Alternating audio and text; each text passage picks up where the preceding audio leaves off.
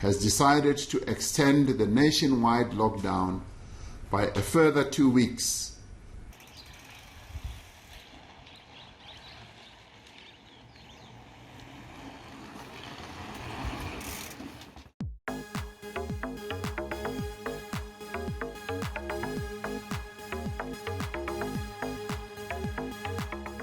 How's everybody, and welcome back to the channel.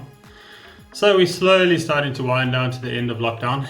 I'm getting pretty excited to head out and ride my bike in the trails again. So in the meantime, we're back to another maintenance Monday, and today we're going to be discussing brakes, and most in particular setting them up so that they don't rub. Personally, there is nothing that I hate more than this.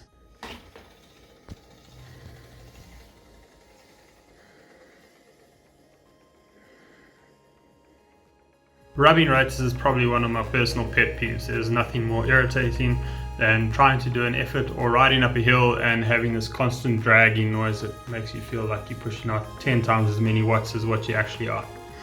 So today we're going to be going through just some quick tips on how to set your brakes and to prevent this from happening. Cool. The stuff that you're going to need for today's video is either a T25 Torx key, depending on the bolts that you have on your bike, or a 5mm Allen key.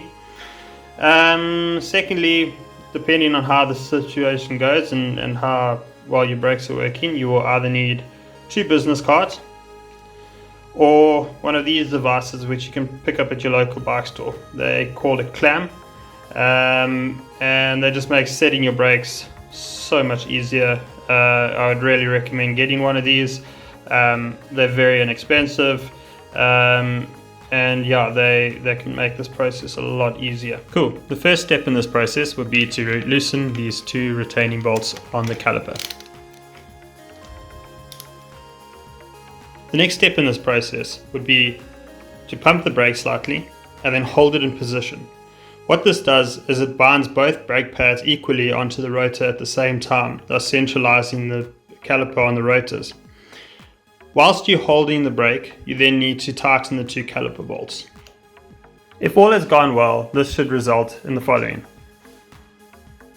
nice, smooth running rotors. This was a relatively simple fix, and it doesn't always go as simply as this.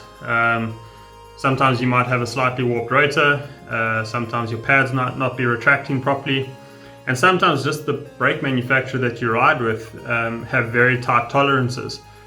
So you don't have much play in order to set your brakes up. Formula are notorious for this and have very, very low tolerances on their brakes. And that's where the next step comes in, or the Clam and the business card technique. Now, after this process, your brakes are still binding, as we were discussing earlier. This is where the Clam comes in.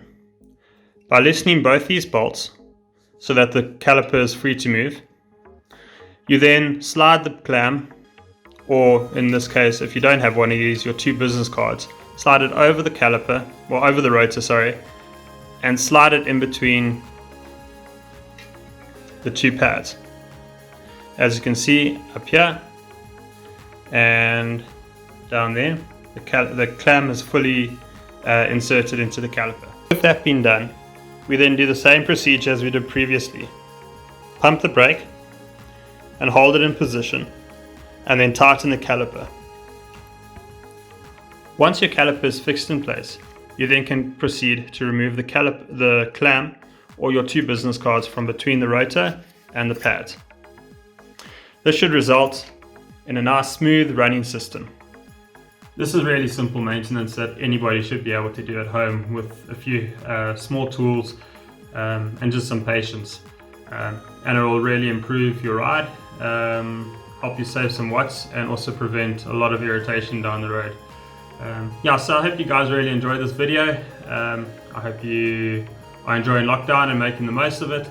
And yeah, we'll see you at the next one. Please like and subscribe. And if you have any comments, please leave them in the comments below. Look forward to hearing from you. Thanks.